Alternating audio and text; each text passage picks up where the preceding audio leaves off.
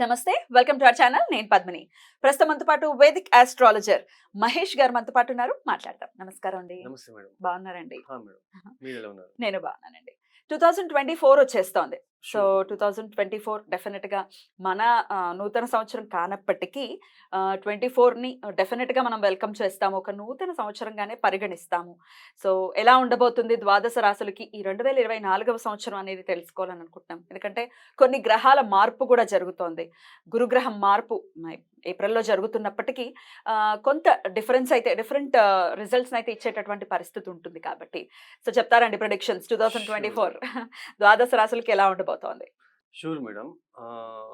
ఈ ఒక మనకింకా పంచాంగం ఇంకా రాలేదు కాబట్టి ఆదాయ వ్యయ ఫలాలన్నీ కూడా మనం యుగాది రోజు చెప్పుకుందాం. హ్మ్. So, yeah! బట్ ఈ ఒక ఇంగ్లీష్ ఒక క్యాలెండర్ ప్రకారము ఈ పీపుల్స్ అంటే మన ప్రజలు అంతా మన సామూహికంగా కొద్దిగా జనవరి 1వ తేదీ నుంచేనే ఒక కొత్త సంవత్సరం అన్నట్టుగానే ఇప్పుడు ఈ ఖచ్చితంగా భావనైతే ఆ ఉంటుంది గదా! భావన ఎక్కువగా ఉంటుంది కాబట్టి, సో, అందులోనూ కూడా గురుగ్రహం ఈ యొక్క మే 1వ తేదీ నుంచినే ఆయన మార్పు అనేది సంభవిస్తా ఉంది. ఇంకా మిగతా గ్రహాలు ఏదైతే ఉందో రాహు, కేతు, శని భగవానుడు మార్పు అనేది లేదు ఈ సంవత్సరం అంతా. ఒక్క గురువు మాత్రమే మారుతున్నారు. అంటే ఈ ఒక వార్షిక ఫలితాలు ఏమున్నాయో మనకి, ఇవి మనం ఎట్లా చెప్పుకుంటామంటే మెయిన్ 4 ఒక మేజర్ ప్లానెట్స్. హ్మ్. అది గురు, రాహు, శని, కేతు. ఈ 4 గ్రహాల యొక్క ప్లానెట్స్ ఏదైతే మార్పిడి వీటి వలన వచ్చే ఈ చిన్నపాటి చేంజెస్ కావచ్చు. అదేమైనా నెగెటివ్ కావచ్చు, లేకపోతే పాజిటివ్ కావచ్చు. అది మనం చెప్పుకోవడం జరుగుతున్నది. రైట్.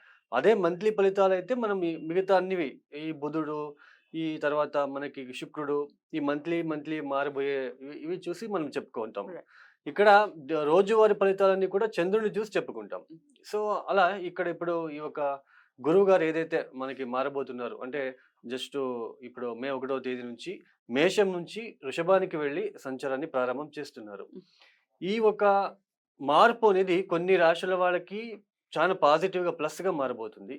తర్వాత కొన్ని రాశుల వాళ్ళకి అది కొద్దిగా గురుబలం ఏదైతే ఉందో కొన్ని రాశుల వాళ్ళకి ఆ గురుబలం వెళ్ళిపోతా ఉంది. కొద్దిగా నెగెటివ్‌గా ఉండే అవకాశాలుంటాయి. రైట్. అందులోన ఈ ఒక రాశి ఫలితాలు అనేది కూడా 20% మాత్రమే మనము కౌంట్ చేసుకోవాలి. ఇంకా మిగతాదంతా కూడా మనకి జాతకం. మన ఓన్ హారోస్కోప్ చార్ట్‌లో ఏ దశాభుక్తి జరుగుతా ఉంది కూడా దాన్ని ఫస్ట్ మెయిను. ఎందుకంటే ఇప్పుడు దశాభుక్తి బాలేనప్పుడు ఈ ఒక గోచరంలో ఉంటున్న ఏదైతే గ్రహస్థితుల వల్ల కొంచెం మార్పనేది కనిపిస్తుంది. పోనీ మనకిక్కడ దశాభుక్తి కూడా బాలేదు. మనకిక్కడ గోచరంలో 4 గ్రహాలు కూడా బాలేదు అన్నప్పుడు ఒక వ్యక్తి చానా ప్రాబ్లమ్‌ని ఫేస్ చేసే అవకాశం ఉంటుంది. రైట్. సో, అందుకోసమే రాశి ఫలితాలు జస్ట్ 20% మాత్రమే కౌంట్ చేసుకోండి. సో, ఎందుకంటే ఇప్పుడు ఒక రాశికి చెప్తాం బావుంది అని. మీరు చెప్పినట్టు జరగట్లేదని కొన్ని కొంతమంది కామెంట్స్ కామెంట్స్ వస్తుంటాయి. చూస్తూనే ఉన్నాం అవును. యాక్చువల్లీ. అవును. సో, అందువలనే ఎందుకు అంటే ఈ ఒక దశా పీరియడ్ బాగోలేదు. సో, దశా పీరియడ్ కొంచెం బ్యాడ్‌గా ఉన్నప్పుడు మనకంత ఎఫెక్టివ్‌గా ఉండదు. పాజిటివ్ రిజల్ట్స్ రాదు. అంటే ఇప్పుడు ఎగ్జాంపుల్ చెప్పాలంటే ఇప్పుడు దశా పీరియడ్ అంటే మనకి భోజనం ఉన్నట్టు. హ్మ్. ఈ గోచారం అంటే మ్యాంగో పికల్స్ ఉన్నట్టు. మనం హ్మ్. భోజనంలో దాన్ని ఈ సాల్టు ఏమన్నా ఈ కారం తక్కువైనప్పుడు దాన్ని అట్లా మనము తీసుకుంటాం. హ్మ్. అలా మనము జస్ట్ ఎగ్జాంపుల్ చెప్తున్నాం. ఒక రైట్. అందరికి రైట్. యూజ్ అర్థం అవ్వాలి. అవ్వాలి అనే ఒక ఉద్దేశ్యంతోనే. రైట్. రైట్. సో, సరేనండి. హ్మ్. మనము హ్మ్. వెళ్ళిపోదామండి. ఆ! ఇప్పుడు అంటే డెఫినెట్‌లీ. రాశి ఫలితాల్లోకి మనం షూర్. వెళ్ళిపోదాము. షూర్. ఇక 2024వ సంవత్సరం మరి మీన రాశి వారికి ఎలా ఉండబోతుందండి? Sure madam. ఈ ఒక మీన రాశి వాళ్ళకి ఇక్కడ ముఖ్యంగా ఈ 2023 అక్టోబర్ వరకు కూడా జన్మ రాశికి అధిపతి అయిన గురువు గారు ద్వితీయ స్థానంలో సంచారం చేస్తూ రాహుతో కలిసిపోయిన ఇద్దరు కూడా సంచారం చేశారు. సో, గురువు ఇచ్చే ఫలితాలని కొద్దిగా తక్కువ ఇవ్వడానికి అవకాశం ఉంటుంది. తక్కువ ఇచ్చేసారు ఆల్రెడీ. ఎక్కువ ప్రభావం అయితే చూపించలేదు. బట్ అక్టోబర్ అయిన తర్వాత రాహు జన్మరాశికి రావడము, సప్తమ స్థానంలోకి కేతు రావడము, ఇంకా మనకి వ్యయస్థానంలో వీళ్ళకి ఏళ్నాటి శని ఇనిషియల్ స్టేజ్, ఫస్ట్ స్టేజ్‌లో ఉంది కాబట్టి, సో, వ్యయాధిపతి వ్యయస్థానంలో ఇప్పుడైతే అంత ఇంపాక్ట్ ఉండదు. జన్మరాశికొచ్చినప్పటికి కూడా గురువు మిత్రక్షేత్రము. బట్ ద్వితీయానికి మేషంలో నీచ స్థానానికొచ్చినప్పుడు వీళ్ళకి చానా నెగెటివ్ ఇంపాక్ట్ ఉంటుంది. ఓహ్! అంటే మిత్రక్షేత్రంలో ఉన్నప్పుడు ఓకే. ఇప్పుడు చూడండి ఈ సింహ రాశికొచ్చినప్పుడు ఒక వ్యయస్థానం ఏమో ఏ ఏ ఏ రాశి అవుతుంది? కర్కాటకం అవుతుంది. కర్కాటకం బద్ధ శత్రుక్షేత్రము. ఈ సింహరాశి కూడా శత్రుక్షేత్రము. ఆ 5 ఇయర్స్ పీరియడ్ ఉంది కదా! నరకం అనుభవిస్తారు సింహరాశి వాళ్ళు. అదే కర్కాటక రాశి వాళ్ళు అంత ఇంపాక్ట్ ఉండదు. కర్కాటక రాశిలో వచ్చినప్పుడు 2 ½ ఇయర్స్ ఈ ఒక సెకండ్ హౌస్‌లోకొచ్చినప్పుడు వాళ్ళకి కూడా 5 ఇయర్స్ ఉంటుంది. అంటే ఒక్క సింహ రాశి, కర్కాటక రాశి వాళ్ళకి మినహా మిగతా ఏ రాశులకి మనం చూసుకున్నా గూడా 5 ఇయర్స్ కంటిన్యూయస్‌గా శని ప్రాబ్లమ్స్ ఇవ్వడండి. సింహ రాశికి, కర్కాటక రాశికి ఇచ్చినంత నెగెటివ్ ఒక ఇంపాక్ట్ అనేది అది తట్టుకున్న వాళ్ళకే తెలుస్తుంది. ఓకే. ఇది ఇలా ఉంటుందండి యాక్చువల్లీ. అంటే ఇక్కడ తృతీయ స్థానానికి వెళ్ళిపోతాడు. అంటే మే 1వ తేదీ వరకు ఆయన ద్వితీయ స్థానంలో ఉంటున్నాడు. జన్మరాశిలోకి రాహు వచ్చేసారు యాక్చువల్లీ. సో, గురుబలం అయితే మనకి మే 1వ తేదీ వరకు ఉంటున్నది.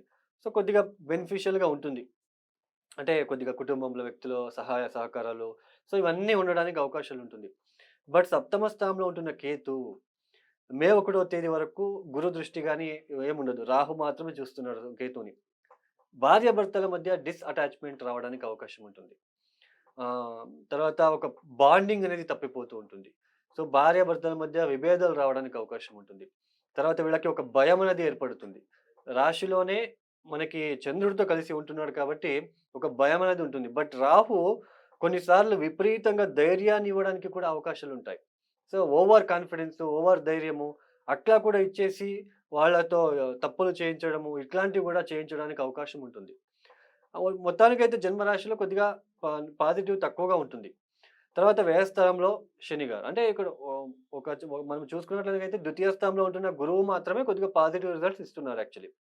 బట్ మే 1వ తేదీ తర్వాత తృతీయానికెళ్ళిపోతారు. అంటే జన్మరాశికి అధిపతి అయిన గురువుగారు తృతీయానికి వెళ్ళడము ఒక రకంగా ఓకే. గురుబలమైతే ఉండదు. ఎందుకు ఓకే అంటున్నాను అంటే, వీళ్ళ దృష్టి ఎక్కడెక్కడ పడుతుంది చూసుకుందాం. వీళ్ళ వృషభంలో కూర్చొని అంటే తృతీయ స్థానంలో కూర్చొని గురువుగారు పంచమ దృష్టితో వీళ్ళ జన్మరాశి నుంచి సప్తమ స్థానమైన కన్యా రాశిని చూస్తున్నారు. తర్వాత సప్తమ దృష్టితో వీళ్ళకి అంటే మీనరాశి నుంచి నవమ స్థానమైన వృశ్చిక రాశిని చూస్తున్నారు.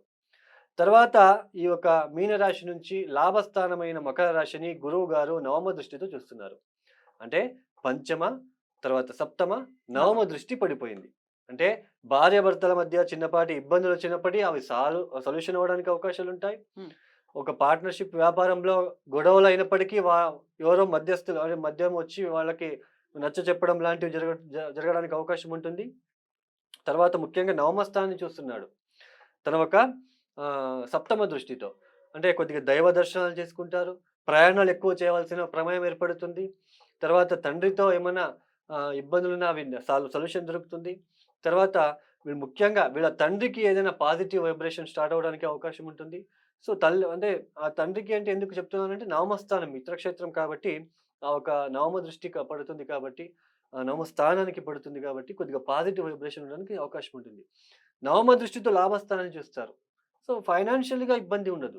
ఫైనాన్షియల్‌గా వీళ్ళకి ఎటో ఒక విషయంలో కావచ్చు ఇట్లా డబ్బు రాబడి అనేది ఉంటుంది. బట్ ఎక్కువ ఖర్చు అవుతూ ఉంటుంది. అది ఎలాంటి ఖర్చు అంటే మానసికంగా ఇబ్బందులు పడుతూ ఖర్చులు. ఏదో అయిపోతుందేమో అనడము, హాస్పిటల్‌కి వెళ్ళడము, ఖర్చు పెట్టుకోవడము. సో, ఎవరో ఏదో చెప్పేసారు ఈ పరిహారం చేసుకుందాం అనడము, వెళ్ళడము. ఎందుకంటే నవమస్థానాన్ని చూస్తున్నాడు గురువుగారు. అక్కడ ఏం ప్రాబ్లమ్ ఏముండదు. ప్రాబ్లమ్ ఉండదు. వీళ్ళు అనవసరంగా ఖర్చులు పెట్టుకుంటూ ఉంటారు యాక్చువల్లీ. సో, ఎందుకంటే రాశిలోనే రాహువు వ్యయస్థానంలో ఇంకేం శని వస్తున్నాడు. సో, భయం అనేది ఏర్పడుతూ ఉంటుంది. సో, ఆ భయం మీరు పడకుండా ఉన్నట్లు గనకైతే ఇబ్బందులు లేవు. సో, జన్మరాశిలో ఉంటున్న రాహుకి ద బెస్ట్ రెమెడీ అంటే ఒక 8 శనివారాలు అందులోన ఈశ్వరుడికి ప్యూర్ నువ్వుల నూనెతో అభిషేకం. ఇది నెలకు ఒకసారి కంటిన్యూయస్‌గా ప్రాసెస్ అనేది స్టార్ట్ చేసేసుకుంటే మంచిది. తర్వాత బీరువాలు లాంటివి అదే ఇనుప వస్తువులని డొనేట్ చేయడం లాంటివి. ఎక్కువ శివుడికి అభిషేకాలు లాంటివి. సో, ఇంకా ద బెస్ట్ రెమెడీ అంటే తమిళనాడులో ఒక శని క్షేత్రం ఉంది అండి. తిరువనెల్లూరు అని శని క్షేత్రం ఉంది. వీలైతే ఇప్పుడు గురువుగారి బ్లెస్సింగ్స్ మీకు మే 1వ తేదీ నుంచి వస్తుంది కాబట్టి దూర ప్రయాణం మీరు తిరువనెల్లూరు శని టెంపుల్‌కి వెళ్లి రావడానికి ప్రయత్నం చేయండి. ఖచ్చితంగా ఆ ఒక ఏదైతే నెగెటివ్ ఇంపాక్ట్ అయితుందో అది కొద్దిగా పాజిటివ్‌గా మారడానికి అవకాశం ఉంటుంది. రైట్ అండి. ద్వాదశ రాశులకి కూడా 2024వ సంవత్సరం ఎట్లాంటి రిజల్ట్స్‌ని ఇస్తుందో చాలా చక్కగా మాకు తెలియజేసినందుకు ప్రేక్షకుల తరపున కృతజ్ఞతలు తెలియజేస్తూ థాంక్ యూ సో మచ్ అండి. నమస్తే.